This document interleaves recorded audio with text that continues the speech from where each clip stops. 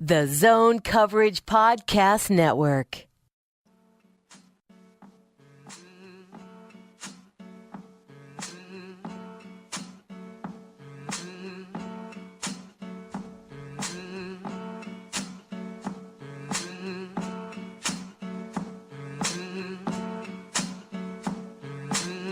Welcome to the Minnesota Soccer Podcast. Another episode, another week. I am your host, David Naylor. I am joined, as usual, by Tom Schreier, the producer, and by Nic Hallett, who brought us a special guest that he's going to introduce. Yeah, as I like to do from time to time. Just bring family members on the show. Well, okay, well, you revealed it. Yeah, mystery. Yeah, one time we had Jason on. He was just a mystery guest. No one. That's right. No one knew who it was. It was the topic of the week. Who was that mystery guest on that soccer podcast? We got so many Twitter mentions. Like, who the heck? So many odd guesses. Joining us alongside today is Jason Beekler, a college soccer player from the state of Minnesota. Has played at a high level and was the captain of his college soccer team, and has been following Minnesota United for a few years now. So he's got some good takes. Awesome. Jason, welcome to the show. Good to have you. Thanks for having me. I don't know that your microphone's on though. I'm pretty sure it is. He was getting. It really is, Nick. Oh, I can't hear. I can't hear him much. I can't hear him in my ear. But oh well. We'll work on that. We'll work on it. As long as the people can hear him, that's all that counts. I'm just glad that Tom's still here, so I have one person in this room that I think I might be better in soccer. Yeah, no, you're definitely. That's why soccer was my worst sport, hands down. Maybe other than hockey, because that involves skating. and I played in high school. I was on JV my senior year, but we won't talk about that too much.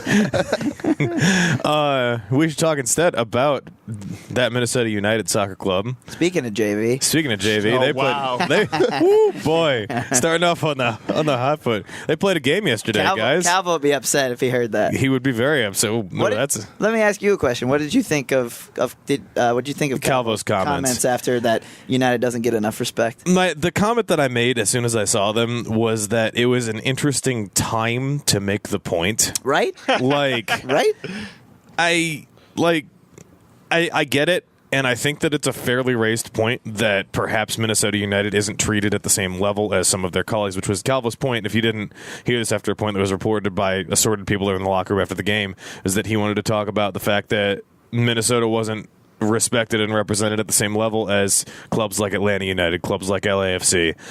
And whether or not that's fair or not, I think that a couple things on that for me.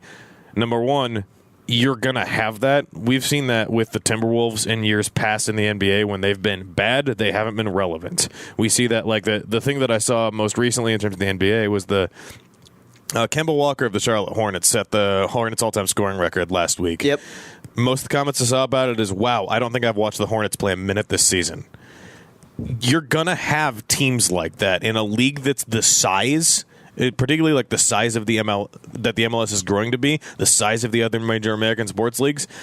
Teams in smaller to mid-sized markets are not going to get all the national TV games. They're not going to get all the national attention until, like we've seen with the Timberwolves this year, they earn it. They win games. They're in playoff position. They're doing it. So, like, Calvo got a fair point. They're not getting the respect, but they've got to earn the respect. That's exactly what I was like. I actually really like the concept of, like, beating your chest or saying, like, hey, we should be respected. But to do it in that context, especially after a loss, that seems like a weird time to beat your chest. Ultimately, I would go with, like, basically what player on our team is nationally known very well right now. We don't have a designated player, even besides somebody we just brought in. Darwin. Yeah. So, like, prior to that, not a headline name. Prior to that, so who the heck knows who's even okay? Other than people who, like, follow the MLS very well. Okay, to bring in LA Galaxy, they've been a big name club. They bring in big name players. Everybody knows who they are. We don't have that player on Minnesota. Yeah, so it's kind of where to David's point, where's the merit in that respect? Necessarily. I think the other thing is he brought up LAFC specifically, right, and Atlanta United. It seems like they just played a team that sells out a football stadium that came in the league the same year they did, and this LAFC is getting a lot of hype, right? Because are they going with the designated player strategy? Yeah. Right. So it seems like maybe it's almost like they're kind of self-conscious about losing to Atlanta, the expansion team, and they know that they're playing in a football stadium, but they're not selling. I don't know if that's, But exactly. That's like exactly what it looks like, which is makes it all the weirder that he would kind of go out on a limb and show that. And it's like, maybe instead of taking that perspective, like, you can say that after a win that maybe we're not getting the respect we deserve. Yeah. Like, if you go out and turn that around and win that game 2-1, yeah, say that. Go out and say that. Yeah. It's like, we're not getting this respect. We've won 3 of 4 to start the season. Like, we're doing it. But in the position that it was in, after losing a game that they probably should have won, in my opinion. Yeah, I mean, and maybe that's why he decided that was the right time, is because they felt like maybe they did outplay Atlanta on the day. So maybe that's why he was feeling a little bit more boastful. I don't know. I don't know. I mean, the other thing is in the bigger picture, they have started the year well, right? Outside of the San Jose game that kind of got out of hand, they've went to Orlando City, they won their home opener against Chicago. I just don't know what he's looking for. Like, it seems like locally they've got people's attention, at least the people. I know, yeah. Yeah, I mean, they're going to sell out their new arena. They're selling the lower bowl out, right? Even with the cold. And I don't know why nationally they would, unless they were a playoff team. No, yeah. I think we should move on because I think we've given it too much already because, it's silly. Let's talk about the game, which was interesting. So they went down within 3 minutes. The goal was sloppy. What did you see? Yeah, I mean, sloppiest goal you can imagine. I was watching it with some of the best coaches in this state, and one of their comments stood out to me that I thought was really fitting. They're like, if you saw that goal happen in like a U10 boys game, you'd think that was a garbage goal. And for that to happen in that stage, that's exactly what it was, just a complete mess and fluky. Yeah, and it was a fluky moment, and it was exactly the kind of thing that, like, that was the chance that Minnesota needed at any point in the next 85 minutes to go their way, because they certainly put enough balls into the box. Like, it wasn't for a lack of attempts.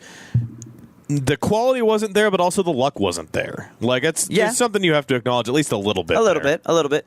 I'd say what this really set up, and tell me if you guys agree or would see it slightly different, but the narrative that really stands out to me based on how this game's set up is you have Atlanta go down to really no fault of your own, but you're now trailing. But then you get Atlanta to get a guy sent off. So now you're going to go the majority of this match a man up. Okay? For them not to be able to score at home under those circumstances is an indictment on Heath and his system and how he approaches game management and game adjustments. Because I don't know how you come away from that type of situation, even though Atlanta is one of the best opponents you're going to face in MLS, without questioning Heath's aggressiveness and Heath's system and choices about going after a game when it's there to be had. Okay, I want to backtrack a little bit. Did you like Danladi starting over Ramirez? I think we talked about that last week as a conceptual thing that might happen. You hit that on the nose. Yeah, exactly. That's exactly what I thought when the lineup came out. It's like, if you want to know what's going to happen, you should listen to the podcast, because we're seeing, and it's been the same like all week at practice. Like, we see what's kind of happening before it happens out there. It's not really surprising. And again, credit to Heath in that sense too, and the team, because they do a good job communicating. But no, I saw that coming because, it's clear what Heath wants. It's really clear that he doesn't necessarily want a target striker. He wants a speedy striker who can get up and down the field. And so I was not surprised. But then, when Atlanta gets a man sent off and goes down to 11 versus 10, do you think that he waited too long to go to Ramirez? Jason and I were actually texting during the game. The mistake he made is that he brought Ramirez. I like the timing, actually, relatively, 60th minute. 60th minute, yep. I like that timing, but what the mistake he made, in my opinion, is that he went and he took Danladi off for Ramirez. Why not join Danladi up there? As we've talked about before too, why is he so adverse to two strikers? It's confounding, and that's would have been a great time. You had 15 minutes of the first half and 15 minutes of the second half, 30 minutes when you're up a man and you're playing in your system, and it wasn't successful. So why not make your change why wouldn't you want your change to be more radical? You mean like bringing Mason Toye on for Mark Birch 15 minutes later? Well, I mean, more immediate, like bring Ramirez on with Danladi, especially if you feel like Danladi's your first choice striker, which he was on the day. He was on the day. Why wouldn't you pair him with Ramirez in that sense? My thing was, I wish I had seen player ratings for yesterday, because it didn't feel like Danladi found his way into the game once Atlanta parked the bus at all. Right. That was my position. Right. And that's why Ramirez can make more sense. But I would retrace. To me, that now becomes a discussion of the main discussion is of Ramirez and his lack of effectiveness on the course of the season. And I, a lot of times, will always reflect on how many, and Jason and I talked about this earlier today too, how many times this season have we seen Christian Ramirez miss a good headed chance, miss a shot, not convert when you felt like he should have? Almost not at all, which means he's not getting chances, which means he's not getting set up, which means the problem, although I will say he's been unspectacular this season. The problem is with the service. The problem is behind him. Yep. I 100% agree with that. And I feel like he's not being set up to succeed in a lot of ways, which is why, like, and especially in a game like this, it's like they sent Minnesota United sent in cross after cross after cross after cross after cross before Ramirez came in, after Ramirez came in. Ramirez did not have a significant chance come his way, regardless of that. That's so they what I'm weren't saying. finding him. Like when the game's most impactful chances on both sides of the pitch fell to Francisco Calvo. Right. who like again showed like like the grit and like the want to actually take on those chances. He shows a guy who's willing to take on responsibility that you don't see from a lot of the guys a ton. Ibsen's like one of the guys you can kind of feel that from, and Calvo like that again, like that speaks of frustration with the guy. He shouldn't be trying that, but he felt the need to. He felt the need to, and he had good chances. What does that say about everyone else and how he maybe is feeling about how the guys are playing in front of him? Yeah, I thought it was Calvo's best game of the season yesterday. He was good. Like, he was good. The own goal sucked. It happened, but in the first half, before the sending off, it felt like he was getting to every loose ball that was anywhere near him and was really, really impactful.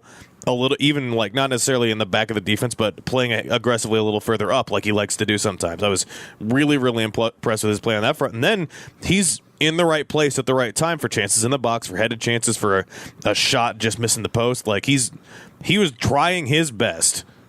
Yeah, I think another conclusion that you have to come away from that game, because we're right. I've highlighted that I feel like it's behind Ramirez that might be at issue, and it proved maybe in this case on the night to be one of the main issues. And so Darwin potentially solves a lot of that, which is exciting, because even more so than Molino, he's a natural number 10. And that's where Molino was playing. And Molino can play that position at a high level, don't get me wrong. But he's kind of a winger hybrid for a number 10. Whereas Darwin is clearly a natural number 10 and potentially, if he fits as much as you'd hope, could be such a huge change for this team. And we've talked about Maximiano's potential huge change to this team before. Maximiano's track record, as we've talked about, isn't much at a high level. Darwin has been playing in Liga MX for years at a high level. This is credentials. This is high quality of play. This is if he slots into the system well and can give service to Ramirez or Danladi or Mason Toy or whoever when he slots in there, that changes everything. And it's exactly what I said to close my recap yesterday. He is the player that can unlock that parked bus yesterday. Yes. That's another conclusion from the game. Is it screams out like, wow, what could Darwin maybe do in this situation? And it's one of those things where it's like it's beautiful that he's like up with the supporters section at halftime. He's like around at the game. He gets introduced before the game. There's a press conference tomorrow introducing him. It's awesome. He's everything they need, and it's just you wonder why it didn't get done sooner. Yeah, it's an interesting question. I bet Adrian Heath asks that all the time. Probably. But I think another conclusion that comes from that is that maybe it doesn't seem like maybe Miguel is good enough to fill that role and play number 10. And he's had one good game this season, but now he's had two really average or below average games. Do you think that's related to film study in the sense that sometimes a player can succeed right away because it's something different that the other teams haven't scouted against? Do you think that the two most recent opponents... I think that's an element of that, but there's becoming an insurmountable amount of data that's showing that Miguel Ibarra isn't an impactful MLS player. Unfortunately, because last year he had flashes, and he does this where he has flashes of like, man, this guy is good enough to be an MLS player, but he is just nowhere near consistent enough. And last night was another good example. this is one of the few games I won't watch from the press box this whole season because most of them will be that. But I was actually closer to field level watching from the stands for this game, and one of the things that became so apparent is he just looks so afraid to try to run past anyone. He in that position he's in demands that he do that on occasion, and he just doesn't look like he wants to or has any confidence in doing so. And that's an issue. And I think that says a lot about what he can contribute to the team. And yeah, I think once Darwin's in the team, he's immediately gonna go. Miguel's immediately gonna be the one sacrificed, and he'll be lucky to be getting wing time when Finley or Nicholson come off. Jason, what did you see from Ibarra? I mean, ultimately, he just lacked creativity and he didn't basically. Anytime he got the ball, he immediately looked, okay, where am I going to pass it to right off the bat? Because he really didn't run at anybody, like Nick was saying, and the penetration passes were not getting through. We definitely tried some, but like you said, when they parked the bus, nothing was getting through the back line. When we did have success was when Sam Nicholson and Finley were running down the wings and we were playing to the corners. But we weren't getting good service. Yeah, like Nicholson in particular kept getting clear yes. on the sides over and over and over. He would find space, he would get across, and it just wouldn't do anything when it got there, which is the problem. So one of the things we talked about was that Ibarra and Ramirez were the guys that came over, right, from the NASL team. Yep. So for the most diehard supporters of the team, those are two guys you can kind of attach to right away. For sure. Do you think there's enough, Ethan Finley being the local guy and some of these, Abu Danladi, are there enough stars on the team now that at least locally, if they move on from him, are a reason for these kind of diehard supporters to come out and wear their jersey, all that? I absolutely think so, yeah. And I think you could really look back at that Ethan Finley acquisition as an example of them seeing that. We don't know that we can really rely on Miguel and Christian. So let's get this guy from Duluth who's a really good MLS starter caliber player, and then we have that. And yeah, what's nice too is, right, those guys were so valuable because last year was the inaugural season, bringing all the NSL love into the MLS. But now everyone's had a full season of Abu.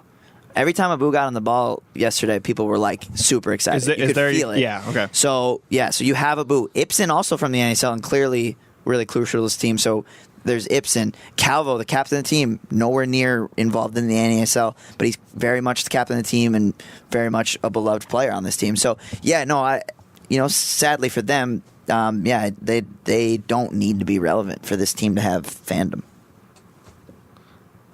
I think so. Which players do you see? You were in the stands last night. You see Ibsen maybe a little bit. I feel like you see Ramirez, his jersey. I'm saying people wearing it. Ibsen, Ramirez. Do you see Finley? I gotta imagine Finley eventually. That's the guy that Fox Sports North is putting. Yeah. Up on the screen. I do want to touch on that briefly. The coverage because they weren't on TV last night. But that's the guy they're kind of promoting. I mean, who else do you think are kind of the guys? And you have to keep in mind they just signed a designated player and they still have 2 slots they could use to kind of sell the players. Yeah, no, I think it'll be really interesting to see how they market Darwin Quintero. Right. I think they're going to market him really heavily, and he's really going to become a lot of the face of the franchise. But Ibsen and Abu, I think Abu's going to be here for a long time. Yeah, and he's exciting. You said it kind of that's the gasp, right? It's like he has the ball, right? Yeah. And then Calvo, they just extended his contract earlier this season, so he's clearly Molino. Did we mention his name? A pillar. No, but likewise. I mean, Heath and him are like boys. I'm pretty sure they play FIFA on the weekends together. So I think Calvo is underrated as he is the club captain, but he's perception-wise from this season, he seems almost like the face of the franchise at this point. In some ways, and it's part of that's the captain, but he's just he wants to be the leader. He wants to step up in that aspect of that. And like I said, we talked a little bit before him trying to do some of the offense in this game, which isn't crazy but kind of cool. He has the type of personality that he's willing to take things on. Yeah. And that's valuable in a lot of different ways. Also, in terms of marketability, Darwin Quintero has an amazing smile. The pearliest whites I have ever seen. Was going to finish, but in the pearliest whites I have ever. It's all these pictures from yesterday. He's just got this enormous, perfect smile, and I'm like, dude, who's your dentist? Hook me up. The only thing I'll be interested to get, the only thing that I found a little interesting is that he is 30. He's not that young. in any regard, especially from a soccer standpoint. But that doesn't mean I think it's a bad signing. I still think it's a potentially fantastic move. But I don't know. Your guys, it maybe allows you to free up a designated player slot though 2 years from now, right? Like if you.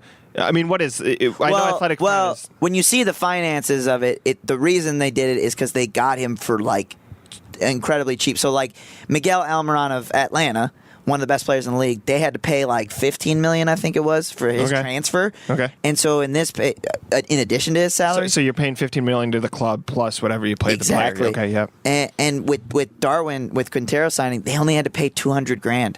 To the transfer club. him. Yeah, Wow. to the club. Okay. So it's like compared to that's kind of immaterial. And that was when his fees were rumored last year when MLS clubs were looking at him. It was like a $5 million release clause from his club. So comparatively, a year later, getting him at the value that they got him, in addition to it being super low on its own, super low for him specifically, is great value. Yes. Yes. So that's why I'm fine with it. But what your thoughts on him being? Well, 30? it's the line between he's 30 and names are hard. Right back. While you're looking that up, is Sam Nicholson the most underrated player? We didn't mention his name as like a. I would agree with that. I would agree with that, but he's quickly becoming appreciated, which is great. Okay. Which is great because he is talk about a guy you could potentially build around. I'm worried. I don't know if his ceiling is high enough yet. I like him a lot as a player, and as a person. I'm sure he's a great guy off the field. He has the Nic Hallett hair. I noticed that. Yeah, we're buds on it. Yeah, we talk about styles. We check in. I like him a lot. I worry that his upside isn't high enough.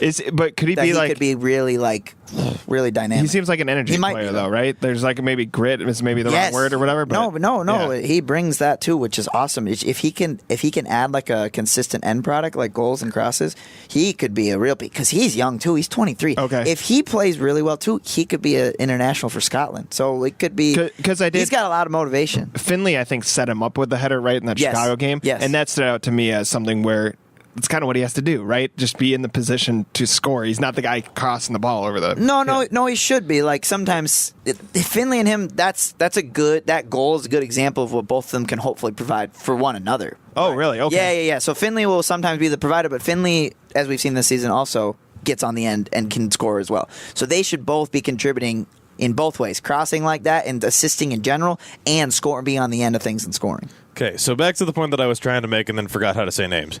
The line between the Darwin signing at 30 and between Ty Mears at 34 is, I would say, a significant difference in terms of what you'd expect for long-term stuff. Because we've talked about the Ty Mears signing as like, it's a good signing, he's a good experienced player, but he's 34, so he's not a long-term idea. Fair? Yeah, that's a good point because it does, right? I don't watch just the MLS, I watch a lot of soccer, and so that does remind me of like, oh yeah, it's the MLS. You can be 30 and be really good in the MLS. I mean, Mears, as an example, like, yeah, you can't be 35 and be in the Premier League at outside back. Like, you just can't. Zlatan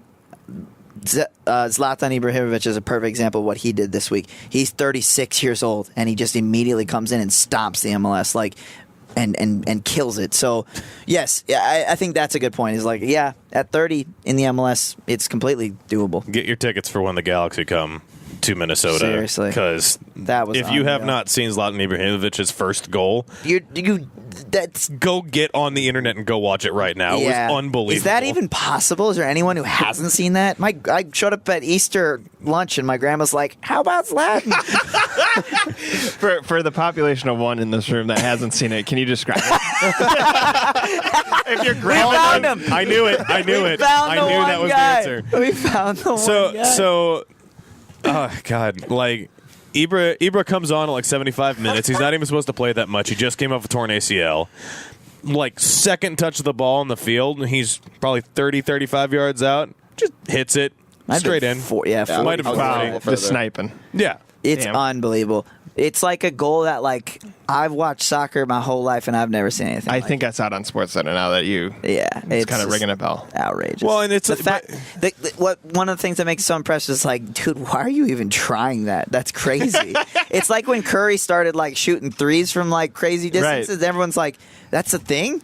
But it'd be like if Curry joined be like a new if- team, like it's somewhere else. It'd be like if there was a goalie. If it would be like there was a goalie in the net for Curry. Yeah. Like the thing is, this is still like this is what Zlatan does.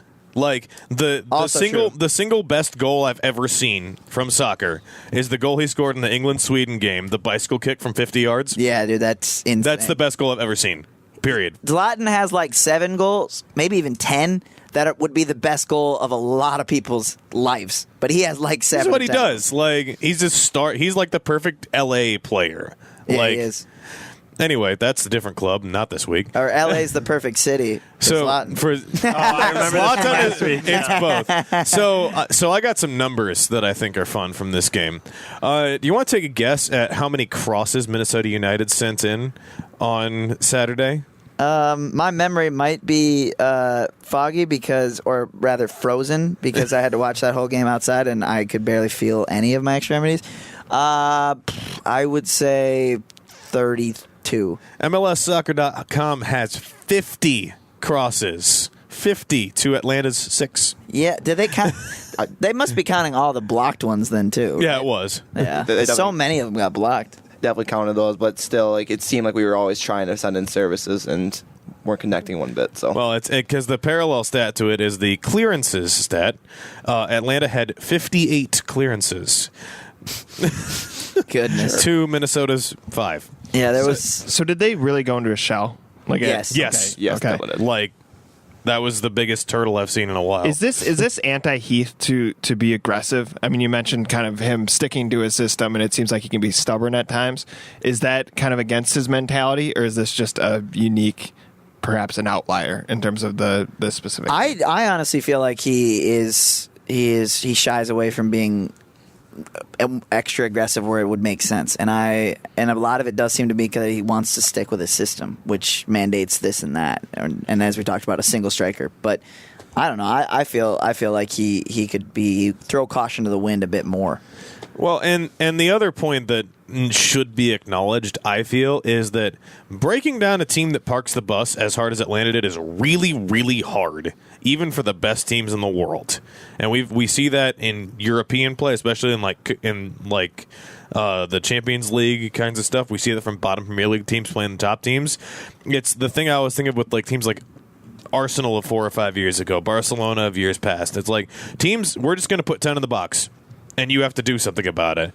And it's hard for even some of the best teams in the world to do anything about that. And it takes moments of extremely high quality.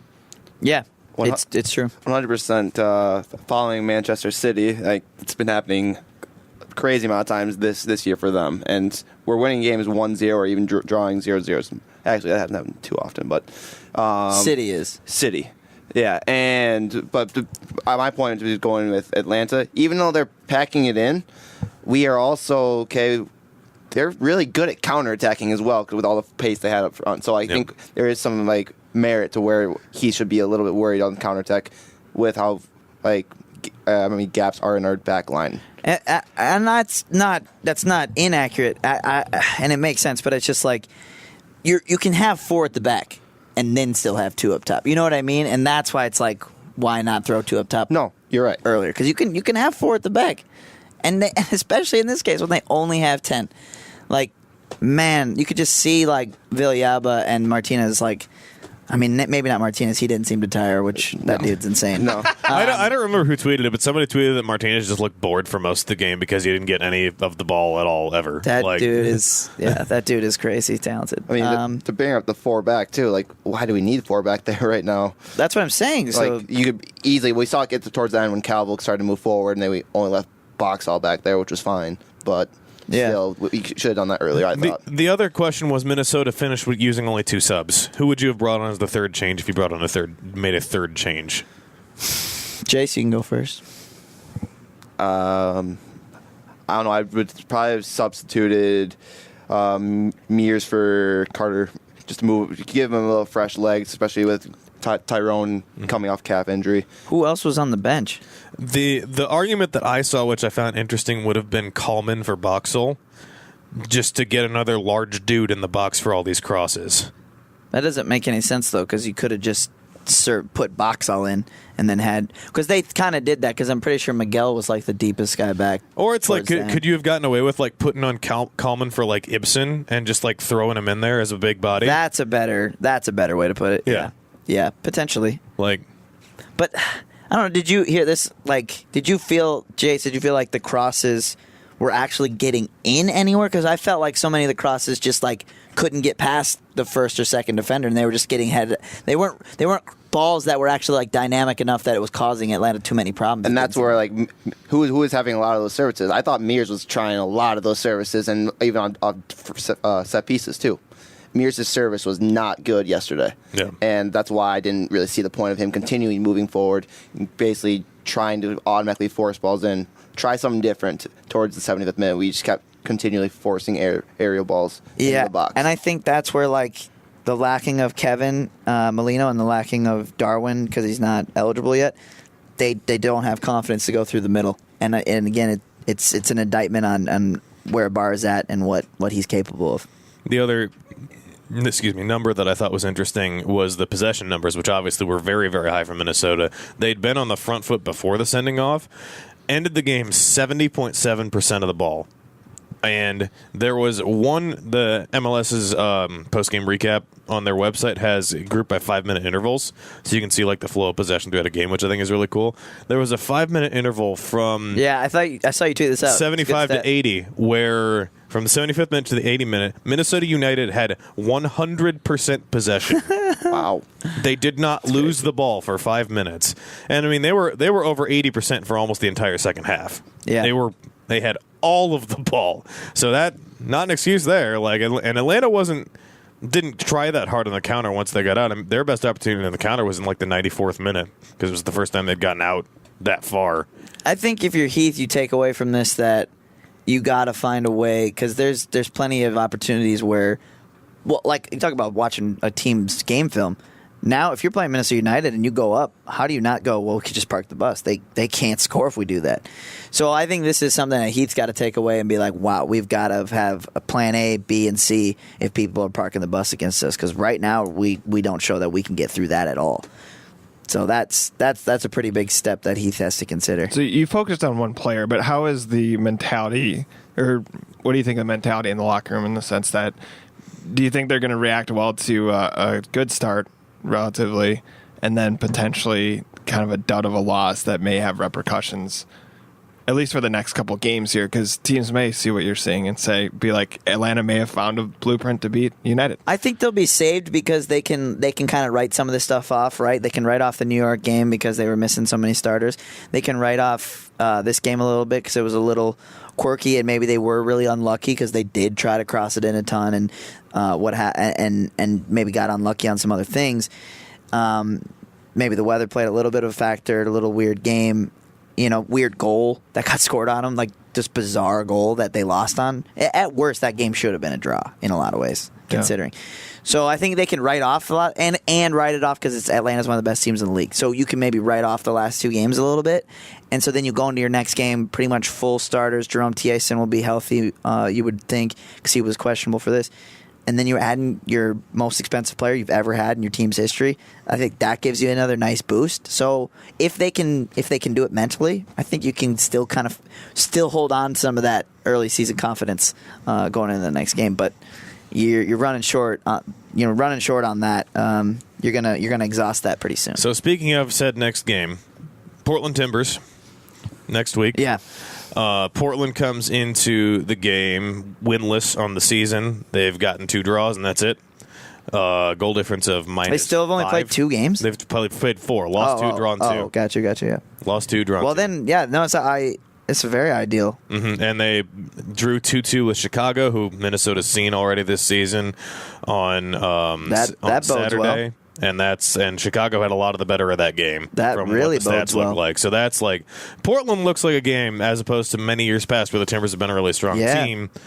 This should be a winnable game for Minnesota. So the home field advantage doesn't worry you. We kind of discussed this maybe last week. It's a consideration, but given the context of what I just said about why they can still have confidence, and the context of what David just said of who they're facing, this game is huge because you really going into this one with no excuses.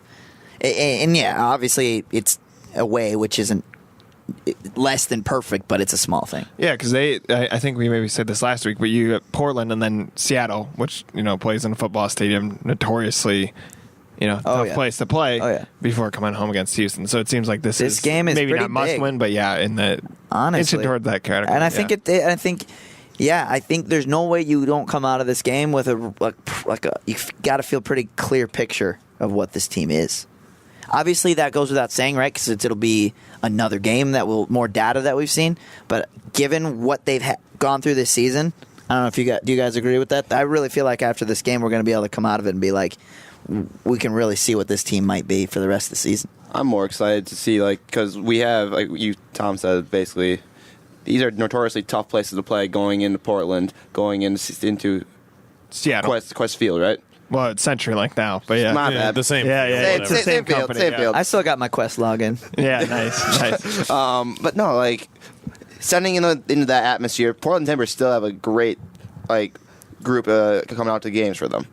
They are gonna be well supported. Yeah. So I'm more concerned about the atmosphere that we're gonna be going into, but because really we have the talent now, like you said, Nick, and how are we gonna be able to react with new players coming in? Yeah. And like I said, I mean, Darwin will for sure play, and that'll give insight into what he's going to be able to offer.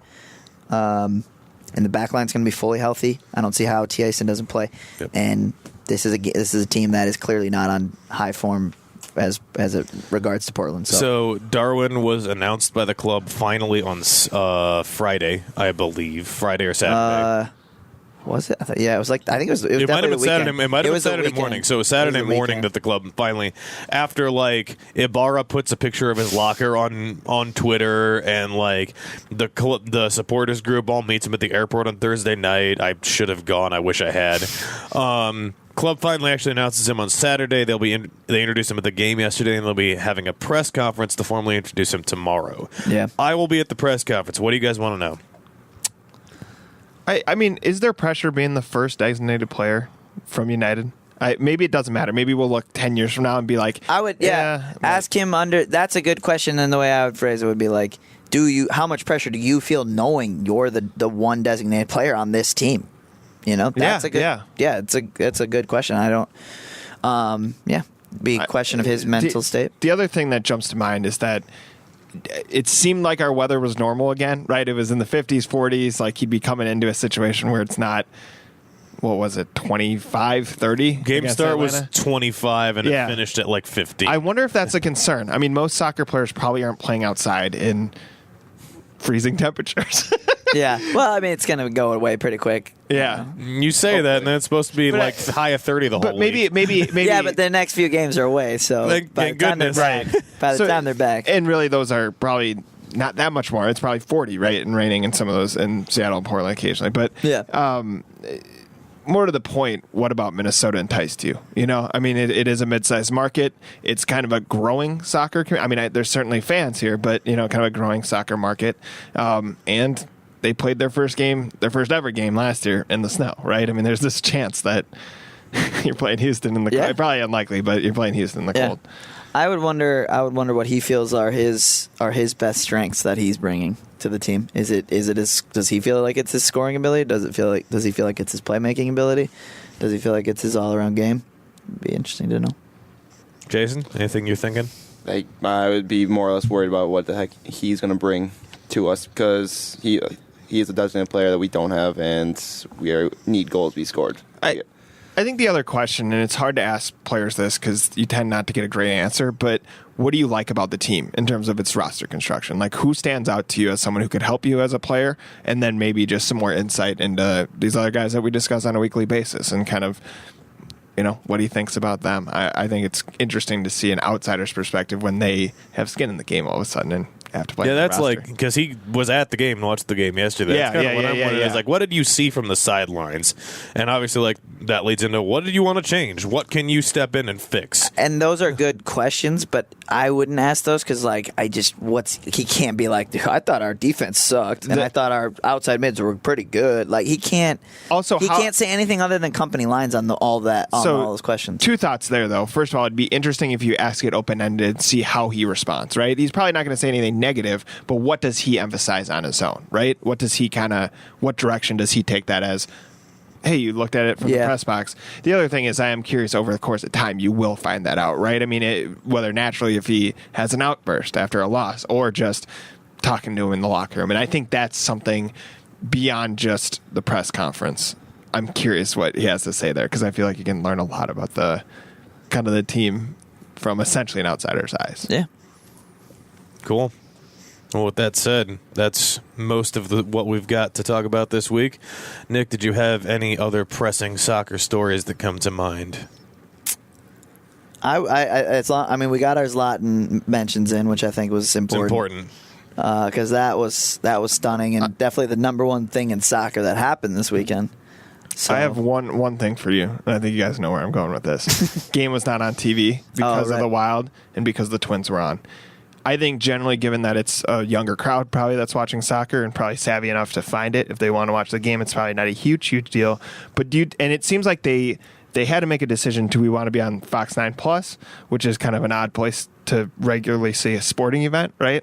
Or do we want to be on Fox Sports North and have the benefit of, during the Wolves game or the Wild game, you have, what is it, Us Together or like Us Together Now, something like that. But you're being advertised, along with Jason Zucker and, Brian Tosher and all the, the established teams. Do you like that trade-off that you're getting the advertising on FSN, but you may not see all the games live on linear television? I think it probably works out for the best, but I would say this weekend was a terrible timing for it. Yeah. Because this is a game that a lot of people would have been like, I would love to go, but it's freaking cold, so I don't want to.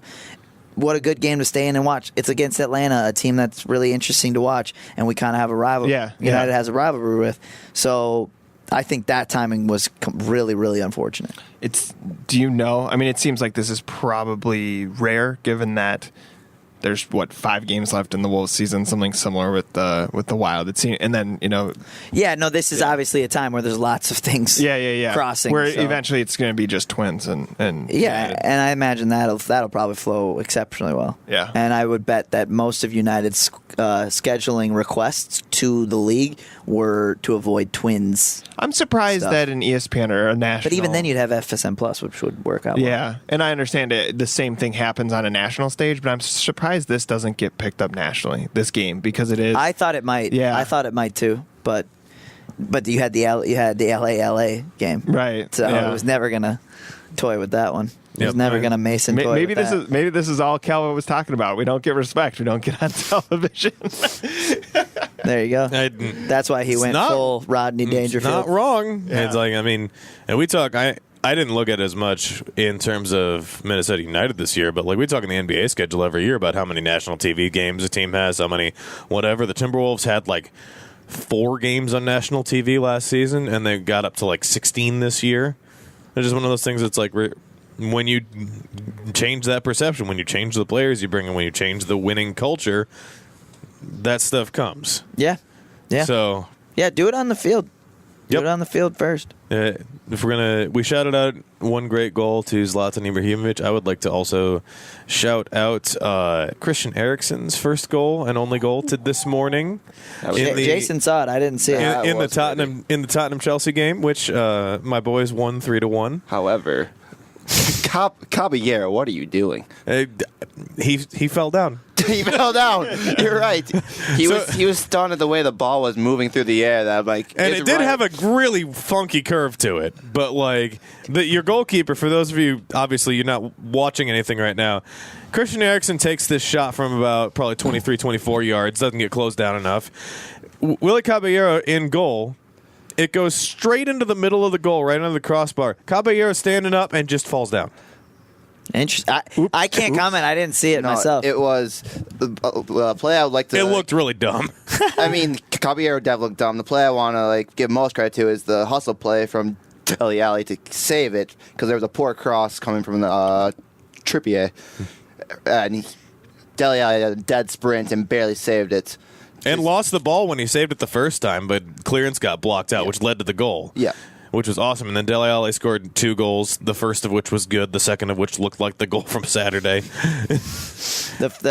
Dele Alli's first goal was unbelievable. That was fantastic. The first touch that he had, but also the pass by Eric Dyer to set him up was the whole just play. The whole play was fantastic. So very satisfying. I like it when my boys win.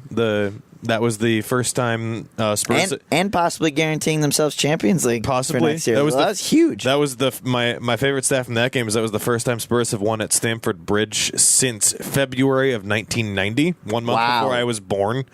Wow, so that's a stat that I saw and appreciated. That's Manchester City. Do they clinch like next week? Is it over yet? If they win, when we take down Nic Hallett's boys in Old Trafford, yes, we will clinch. Oh, that's a satisfying place to do it too. Clinch with their noisy neighbors, as I should say. I want someone throwing down on this podcast in the months to come. I want blood spilled. I'll say this: I'm much more. Get over here, Jace. I am so much more concerned about the midweek. The Champions League is back this week. That's what's going to be fun.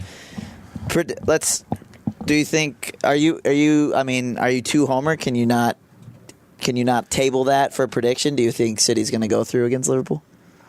I do think we go through. I shouldn't say like he's on the. Sorry, he's on the freaking. I do think City goes through. If you play, are you guys going to go through? Absolutely. Get subbed in late. Sign me up. Sign me a 10-day contract. It's not the NBA. The new Sergio Aguero coming right in. Thinks he's Sean Kilpatrick. Yeah. But Man City does go through. I'm going to say 5-3 on aggregate. That seems about right for the amount of goals that should be in that series. There may even be more. Those are going to be fun to watch just because Liverpool scores a lot and lets in a lot, which makes for fun games. I think Liverpool can take them. Literally, you take. I don't think Liverpool's going to score enough. Like you take away that is the worry is that Liverpool's defense can't keep out City, because I do believe in Liverpool scoring. You know what I have a gut feeling on is that this series is going to be everyone. This looks like such a high scoring series. I have a weird feeling like it's going to be like a 2-1 total. Yeah. Ultimately, you take away the 8-minute span where Man City gave up 3 goals to Liverpool. We take control of that game, they took control of the game, and that's our only blemish in the Prem. Man City's only blemish in the Prem. Yeah, and isn't it like the two? You guys have Liverpool and City have played twice, and both games were really high scoring. Yes. Man City won 5-0 at home, but Sadio Mane was also sent off that game. Right. And exactly.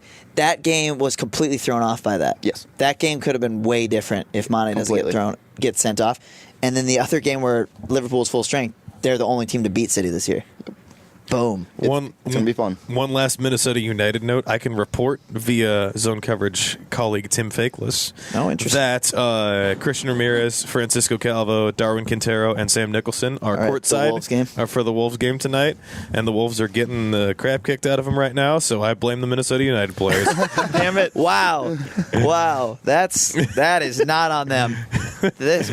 No, you're right. Wolves, Rubio. You want a hot take? I would have more confidence I have way more confidence in Minnesota United winning a title this year than I do the Timberwolves by far. I agree. Easily. Yeah, I agree because the MLS Cup playoffs are always weird. Yeah. There's tons of parity in the MLS. I'm into it. Yeah. I cannot disagree with that take. I don't think that's not out of a take. Wild or United? Fair enough. Wild or United? United. Wild. If Suter didn't just break his ankle. Yeah. I think it's his foot. It's tight worse. or whatever he broke. If he's healthy, it's a tight one. But with him, I'd go United. Yeah. But I don't know. I'd take the Wild. Yeah, I mean, it's still the tight. Wild It's still probably really go out in tight. the second round. Well, but no, or it's first. the thing with the hockey playoffs is always random. it's random, but it's wild. also if a goalkeeper gets hot, they go to the Stanley Cup. Doobie. That's the Doobie-doobie-doo. Like, because Dubnyk can just go into God mode and they go to Stanley Cup Finals. That it happens in hockey. Right. Like it was. Yeah, I think he's a lot. His God mode abilities are way less without Suter, right? Yeah, Because he can enhance so much. So that's. I more just do that as kind of a. I think that's an interesting one, though. Yeah. Twins.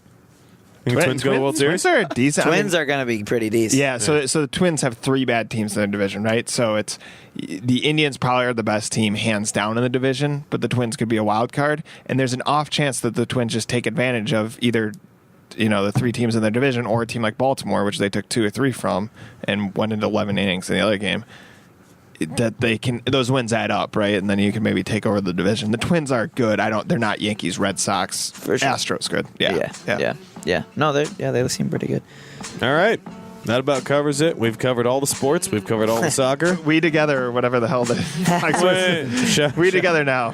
Shout out. We're together now. It's funny because I'm Keep going. Keep guessing. We're Different word going to be version. done. Tom has to stop talking. We're not going to be together anymore. So for Jason, I don't know if you have a Twitter handle, so I can't say it.